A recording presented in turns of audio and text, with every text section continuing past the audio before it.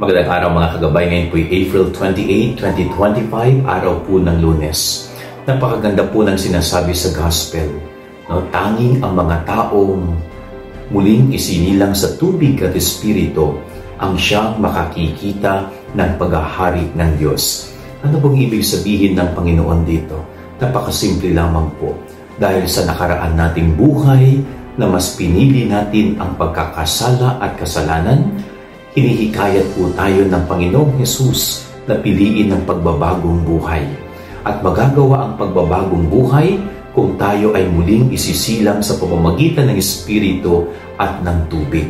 No, kumbaga, ang Espiritu Santo ang siyang magpapanibago ng ating buhay at ng ating sarili.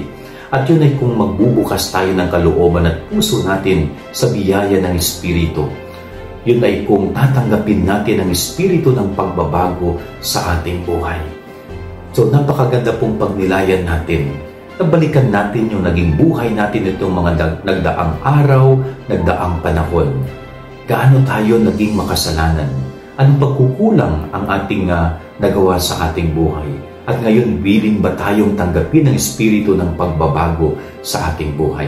Sapagkat tangi ang taong nagnanais magbago at nagsisikap magbago ang talagang makakikita ng kaharian ng Diyos. Yan ang ating gabay aral ng maghapon. God bless po sa inyo lahat. Pagpalain kayo ng Panginoon.